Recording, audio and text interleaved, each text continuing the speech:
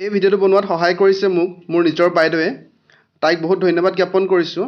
কেনেকুৱা পায় আপোনালোকে ভিডিঅ'টো কমেণ্টত জনাবলৈ নাপাহৰিব, যাতে তাই আৰু ভিডিঅ' বনাবলৈ উৎসাহ পায়।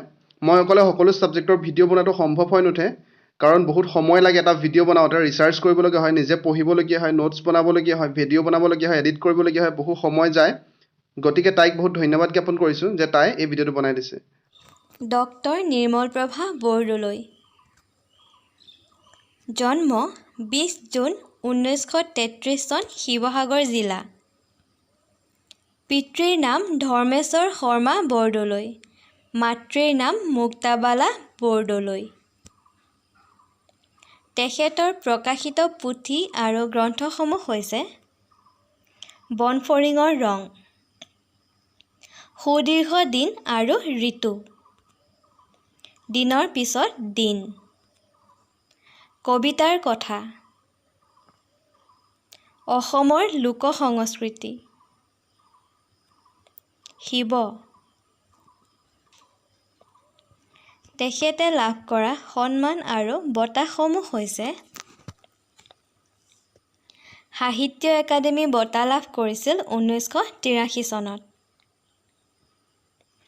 অসম সাহিত্য সভাৰ বঁটা দুবাৰকৈ লাভ কৰিছিল। 1977 চনত দিনৰ পিছত দিন গ্ৰন্থখনৰ বাবে আৰু 1989 চনত দেৱী নামৰ গ্ৰন্থখনৰ বাবে। ৰাষ্ট্ৰপতি পুৰস্কাৰ লাভ কৰিছিল 1957 চনত চিলচিলা পুথিখনৰ বাবে। বন্ধু-বান্ধৱীসকল, এই পুথিখন কিছু কিতাপত চিলচিলা বুলি আছে আৰু আন কিছু কিতাপত চিলচিলা বাগিছিল মিলা বুলিও আছে। গতিকে পৰীক্ষাত আহিলে আপোনালোকে অপশ্যনটো ভালকৈ চাই ল'ব। আৰু এই পুথিখন শিশু সাহিত্য পুথি আছিল। তেখেতে প্ৰবীণ শইকীয়া বঁটা লাভ কৰিছিল 2001 চনত। গতিকে আহক এতিয়া আমি MCQ কিছুমান কৰোঁ। নিৰ্মলপ্ৰভা বৰদলৈয়ে কিমান চনত সাহিত্য একাডেমী বঁটা লাভ কৰিছিল? অপশ্যনসমূহ হৈছে 1980 চন, 1983 চন, 1985 চন আৰু 1990 চন। শুদ্ধ উত্তৰটো হৈছে 1983 চন। 2 নম্বৰ, নিৰ্মলপ্ৰভা বৰদলৈৰ আত্মজীৱনীখনৰ নাম কি? অপশ্যনসমূহ হ'ল এৰি অহা দিনবোৰ, বনফৰিঙৰ ৰং, জীৱন বৰ অনুপম আৰু অন্তৰংগ। শুদ্ধ উত্তৰটো হৈছে অপশ্যন গ, জীৱন বৰ অনুপম। 3 নম্বৰ, তলৰ কোনখন গ্ৰন্থ নিৰ্মলপ্ৰভা বৰদলৈয়ে ৰচনা কৰা নহয়? প্ৰশ্নটো ভালকৈ চাব, ৰচনা কৰা নহয় বুলি কৈছে। অপশ্যনসমূহ হ'ল দিনৰ পিছত দিন, দেৱী, সুদীৰ্ঘ দিন আৰু ঋতু, মন ময়ূৰী। অপশ্যনত থকা ক আৰু খ, দিনৰ পিছত দিন আৰু দেৱী নামৰ গ্ৰন্থখনৰ বাবে তেখেতে লাভ কৰিছিলে অসম সাহিত্য সভাৰ বঁটা, আৰু গ সুদীৰ্ঘ দিন আৰু ঋতু গ্ৰন্থখনৰ বাবে তেখেতে সাহিত্য একাডেমী বঁটা লাভ কৰিছিল। গতিকে ইয়াত শুদ্ধ উত্তৰটো হ'ব অপশ্যন ঘ, মন ময়ূৰী। 4 নম্বৰ, নিৰ্মলপ্ৰভা বৰদলৈয়ে কিমান চনত অসম সাহিত্য সভাৰ সভানেত্ৰী হৈছিল? অপশ্যনসমূহ হ'ল 1990 চন, 1991 চন, 1997 চন আৰু 1988 চন। শুদ্ধ উত্তৰটো হৈছে 1991 চন, আৰু এই অধিৱেশন হৈছিল গোৱালপাৰা জিলাৰ দুধনৈত। আৰু বন্ধু-বান্ধৱীসকল, লগতে এইটো মনত ৰাখিব যে অসম সাহিত্য সভাৰ প্ৰথমগৰাকী মহিলা সভাপতি কোন আছিল? তেখেত আছিল নলিনীবালা দেৱী।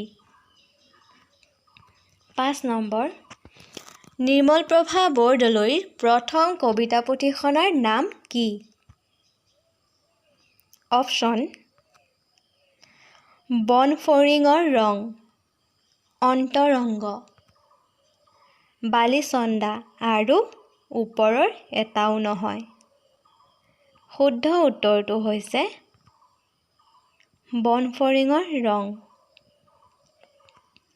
6 নম্বৰ, নিৰ্মলপ্ৰভা বৰদলৈয়ে কিমান চনত সৰস্বতী উপাধি লাভ কৰিছিল? অপশ্যনসমূহ: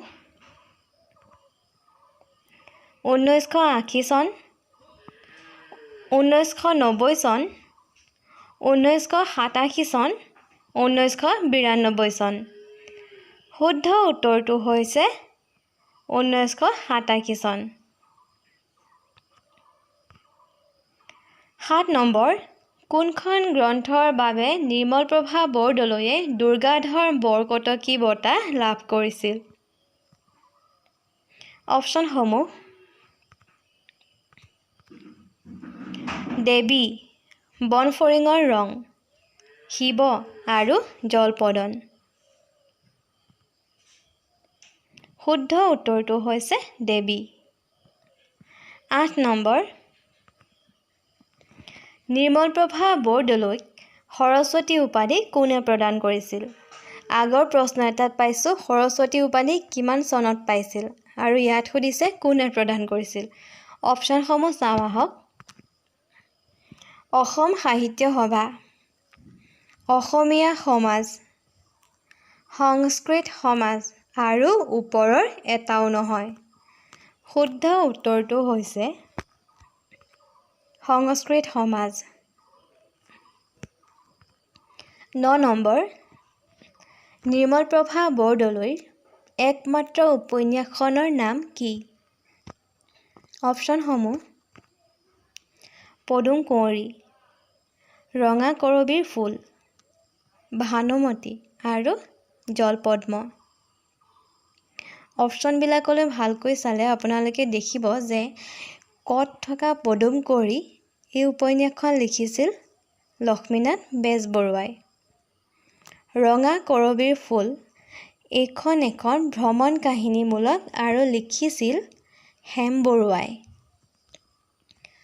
গ ভানুমতীখন হৈছে প্ৰথম অসমীয়া উপন্যাস আৰু লিখিছিল পদ্মনাথ গোহাঞিবৰুৱাদেৱে।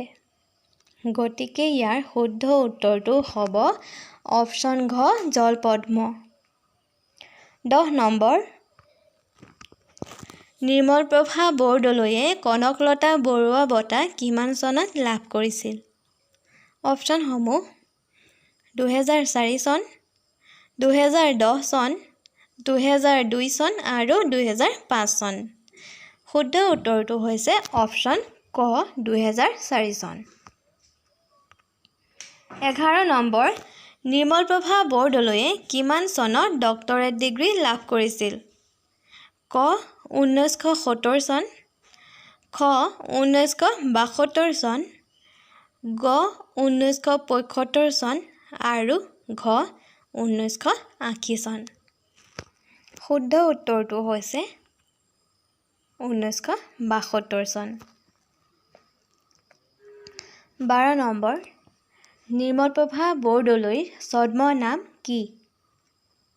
উত্তৰটো হৈছে নীলা বাইদেউ। 13 নম্বৰ, নিৰ্মলপ্ৰভা বৰদলৈয়ে কোনখন পুথিৰ বাবে শিশু সাহিত্যৰ ৰাষ্ট্ৰপতি বঁটা লাভ কৰিছিল? আমি আগতো পাইছোঁ ইয়াৰ কথা। পুথিখন আছিলে চিল চিলা। 14 নম্বৰ, নিৰ্মলপ্ৰভা বৰদলৈৰ জন্মদিনটি কি দিৱস হিচাপে পালন কৰা হয়? উত্তৰটো হৈছে প্ৰেৰণা দিৱস। 15 নম্বৰ, নিৰ্মলপ্ৰভা বৰদলৈয়ে সাহিত্য একাডেমী বঁটা লাভ কৰা গ্ৰন্থখনৰ নাম কি? নিশ্চয়কৈ সকলোৰে মনত আছে পুথিখন হৈছে সুদীৰ্ঘ দিন আৰু ঋতু।